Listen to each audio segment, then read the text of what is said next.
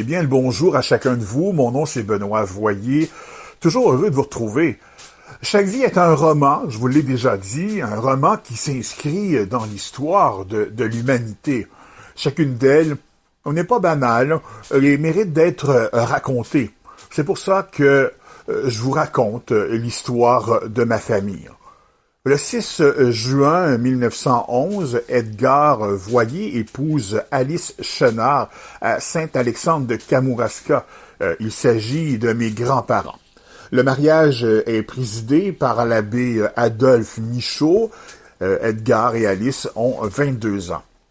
Leur contrat de mariage a été signé le 4 juin 1911 à la greffe de maître Charles-Philippe Arthur Beaulieu.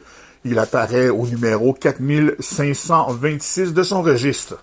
Le notaire Beaulieu est né le 23 juillet 1853 à Cacouna. Il est le fils du notaire Jean-Baptiste Beaulieu et Virginie Chappet.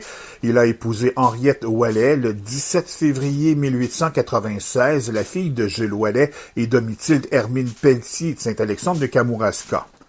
Ma grand-mère Alice Chenard est née le 17 mars 1880, également à Saint-Alexandre de Kamouraska, quelques semaines avant Edgar. La terre où elle est née appartient toujours à la famille Chenard depuis 7 ou 8 générations. L'endroit chevauche la municipalité de Saint-André. Elle est la fille de Rémy Chenard et Lumina Bélanger, que tous surnomment simplement Mina. Elle est baptisée dans la tradition catholique le lendemain à Saint-Alexandre. Après leur mariage, Edgar et Alice habitent une petite maison, propriété de la famille Chenard à à Saint-André de Kamouraska, donc juste à côté. Il s'agit aujourd'hui du 266 deuxième rang Est à Saint-André. Si vous êtes dans le secteur sur l'autoroute 20, il est possible de voir les vestiges de la maison dans la cour d'un réparateur d'équipements motorisés pour les agriculteurs. Vérifiez bien, vous allez voir. Dans cette maison, le 17 juillet 1912 naît leur fils Camille et le 1er juillet 1913 Gérard.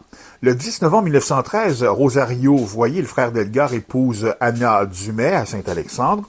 Le 29 octobre 1913 décède Dorilda Garneau, sa mère. Elle n'a qu'à 48 ans.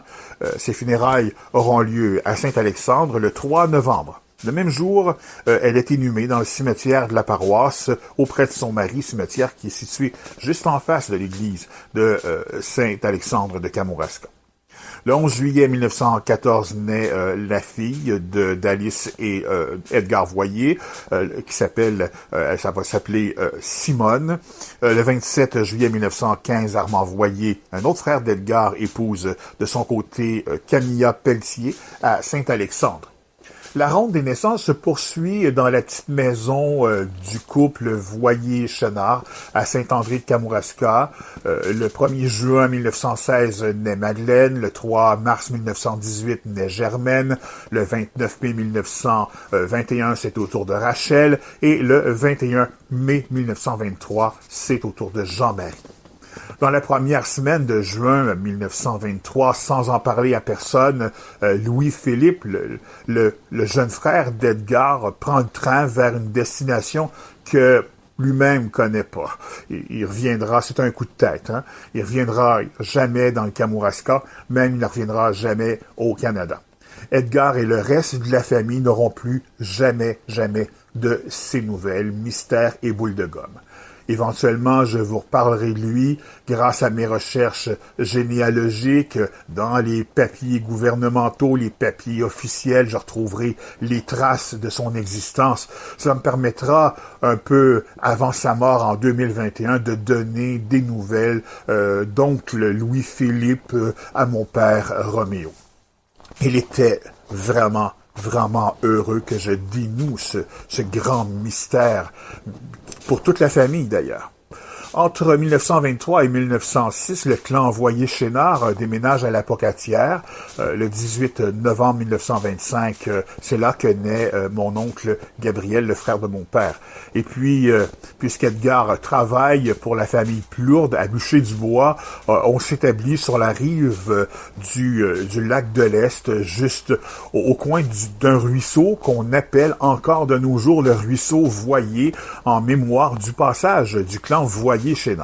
Ici, à Lac de l'Est, le 16 mai 1927, naît Jeanne Mance. Elle décédera le 20 novembre suivant.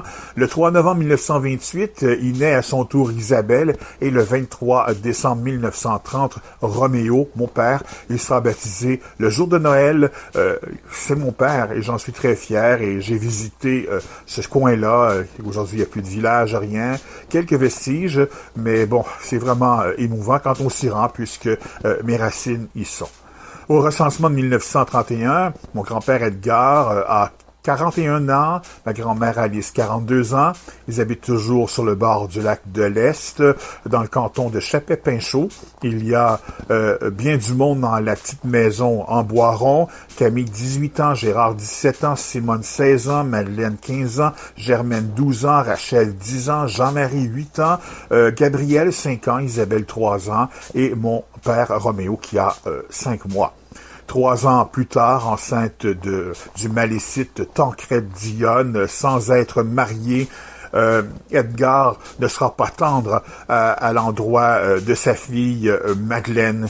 Il oblige les tourtereaux libertins à se marier. Ils le feront le 1er octobre 1934 à Mont-Carmel, au village. Madeleine n'a que 18 ans. Ils formeront malgré tout un couple et une famille heureuse. Je garde d'excellents souvenirs d'eux.